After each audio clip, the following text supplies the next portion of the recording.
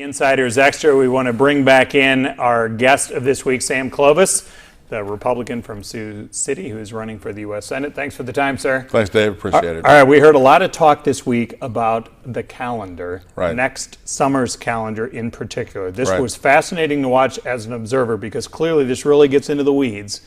But the Republican Party basically had agreed to move the state convention back a month. So you guys primary early in June. The convention was supposed to come right after that. Right. But they tried to move it the next month. 5 of you got together and said, whoa, that's not the right call. Well, our concern is from a candidate's perspective is that we're all vying for this. We'd like to, if it goes to convention, if no one gets 35%, it goes to convention, then we have an issue there of allowing our opponent another month to campaign uncontested, while we're all still beating the snot out of each other, and then we have to worry about what's going to happen at the convention. So that's kind of an inside baseball thing. I think in the light of day, we shouldn't worry about this as much as we should, as some people are.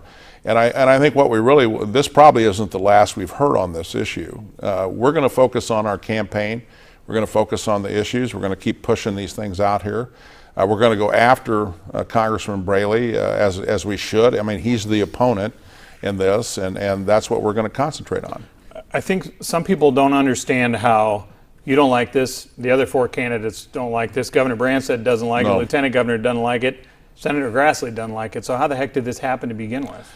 It's hard to say. I wasn't privy to the meeting. I've talked to Central Committee members and got their take on what happened.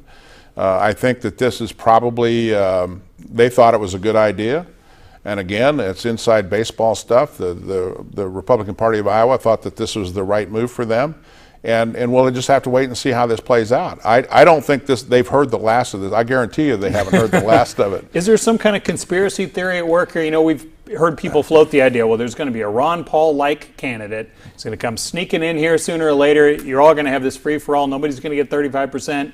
Then the Ron Paul folks are going to organize. They're going to take this in July. Do you buy any of that? We'll have to wait and see how it plays out. Yeah, we'll have to wait and see.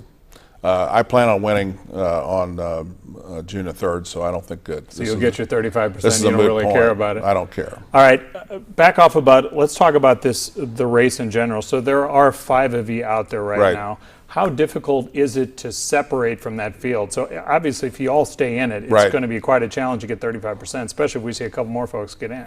Well, I think that the separation is, where do we stand on the issues? You go to our websites, you take a look at what we say.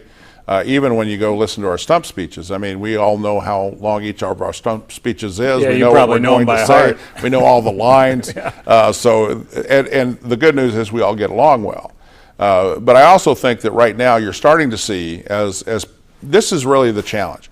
When people start to ask the candidates questions, when we start to go into forums where you have to answer questions, you have to show your breadth and depth on the issues, you have to have solutions rather than just the bromides that we typically throw out. This is where I think you're going to start to see some separation among the candidates, because each of us will have to then field those questions and be definitive in our answers. That is not really going on right now, and that should start here very soon with the first set of forums, and I think there are some debates that are being talked about in October. And I think, and my view is that, the sooner we get to that, the better, because that's how we're going to differentiate ourselves. You saw, I'm sure, some of these national stories over the past week, and they're looking at, from the presidential side, we had Rick Santorum win last time, and I know you're close to him, and Huckabee the time before. So is that a bad thing for us in the sense that neither one of those guys went on to get the nomination? You share a lot of the same political stances, if you will, as Senator Santorum, from what I know about you. Yes. So how do you push back against that we're becoming, as the social conservatives are a lot better at organizing now? Some people are saying that's a bad thing in the sense that moderate candidates are going to say, well, we can't do anything there, so we're going to go elsewhere. Well, I think, again, as I go back to talking about Russell Kirk and the notion that we have 4 pillars, but he also advised in his writings, that at any given point, one of these factors may be more important than another. Not that any are not important, but one may need more emphasis at any Based given on the time. times. Exactly. So right now, perhaps the focus should be on the economy. And certainly with all the news that's ongoing today with Syria and WMD, national security becomes something that we ought to be focused on. We certainly have a long dialogue going on with immigration and immigration reform. And then we also then have issues associated with these grants that are going out in the Affordable Care Act, grants going to Planned Parenthood, and I've already made a very strong statement about the fact that no public money should go to a place that provides abortion. So it's not that any one thing is more important than the other. What we really have to do is to make sure that when we talk to people like you, or we're interviewed, or we talk to newspapers, or whatever the situation may be, that we make the case that all of these factors are important, not just social conservatism. And we must be able to articulate and provide answers on all of these issues, not just on the stance that we have on life or marriage or the First and Second Amendment. You talked about foreign policy. I don't know anybody, political opinions all over the place. I don't know who anybody could look forward to getting involved militarily with Syria. No matter where you are on the spectrum here, that's one more encounter we would have to do. At this point, are we going to have to militarily move in? No, I don't. I hope not. And I will tell you, let me frame it this way. If you give me a couple of minutes here, or seconds to explain this. What we really are faced with is a very unstable situation in Syria. And we have a region that is teetering back and forth, giving all of the things that have happened in Libya. We have Egypt that is in utter chaos. Jordan is tenuously hanging on. We have Iraq, we have Saudi Arabia. It is not in the interest of Jordan, Saudi Arabia, or Iraq for Syria to be out here a bad actor. It is also not in our interest to allow our interests at all to be threatened or instability to come to that area. Our direct involvement in Syria, we probably shouldn't do that, but we should make sure that our interests are protected over there, which means access to resources, protection of our allies. You can read that any way you wish.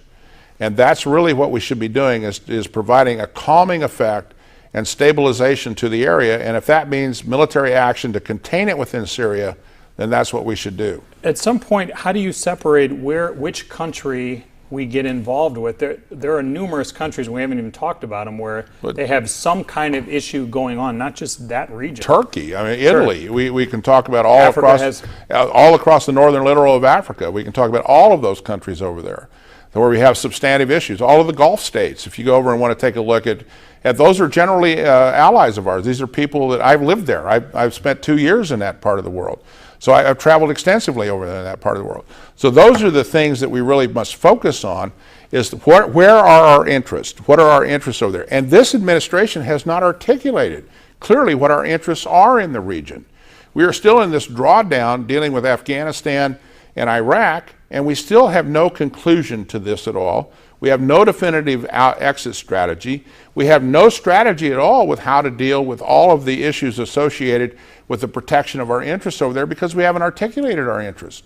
Those are the things that I think are very clear, that this administration has a vacuous, vapid approach to foreign affairs, and frankly, they don't seem to want to make a commitment to do anything, because I think what they're afraid of is offending their own political base on the one side, and then perhaps putting our people in harm's way.